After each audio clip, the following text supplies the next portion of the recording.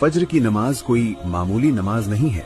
ये वो वक्त है, वो मुबारक घड़ी है जब हमारा रब अपने बंदों को नींद की मीठी आराम से उठाकर उन पर अपनी रहमतों की बारिश करता है। सोचिए, जब पूरी दुनिया सोई होती है, अंधेरा फैला होता है और इंसान आराम में डूबा होता है, उसी समय रब की तरफ से पुकार आती है, उठो मेरे बंदों, ये वो लम्हा है जिसमें मैं तुम पर रहमतें बरसाने वाला हूँ। फज्र की नमाज सिर्फ एक फर्ज नहीं बल्कि दिल की सफाई है, रूह की खुराक है और ईमान को मजबूत करने का दरवाजा है। जो बंदा इस घड़ी में उठता है वो सिर्फ नमाज नहीं पढ़ता बल्कि अल्लाह के सबसे करीब समय में उससे बात करता है, दुआ करता है और अपने दिन की शुरुआत रिज्क में बरकत और कदमों में मजबूती देता है।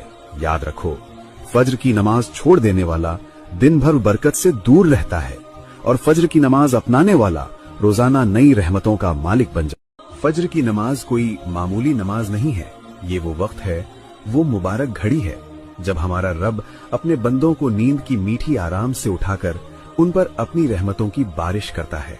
सोचिए, जब पूरी दुनिया सोई होती है, अंधेरा फैला होता है और इंसान आराम में डूबा होता है, उसी समय रब की तरफ से पुकार आती है, उठो मेरे बंदों, ये वो लम्हा है जिसमें मैं तुम पर रहमतें बरसाने वाला हूँ। फज्र की नमाज सिर्फ एक फर्ज नहीं बल्कि दिल की सफाई है, रूह की खुराक है और ईमान को मजबूत करने का दरवाजा है। जो बंदा इस घड़ी में उठता है वो सिर्फ नमाज नहीं पढ़ता बल्कि अल्लाह के सबसे करीब समय में उससे बात करता है, दुआ करता है और अपने दिन की शुरुआत रिज्क में बरकत और कदमों में मजबूती देता है।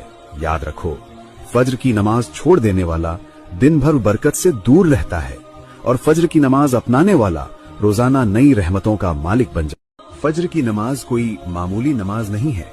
ये वो वक्त है, वो मुबारक घड़ी है जब हमारा रब अपने बंदों को नींद की मीठी आराम से उठाकर उन पर अपनी रहमतों की बारिश करता है।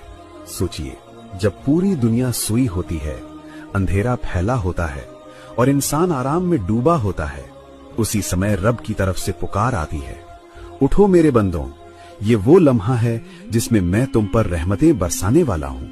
फज्र की नमाज सिर्फ एक फर्ज नहीं बल्कि दिल की सफाई है, रूह की खुराक है और ईमान को मजबूत करने का दरवाजा है। जो बंदा इस घड़ी में उठता है वो सिर्फ नमाज नहीं पढ़ता बल्कि अल्लाह के सबसे करीब समय में उससे बात करता है, दुआ करता है और अपने दिन की शुरुआत रिज्क में बरकत और कदमों में मजबूती देता है।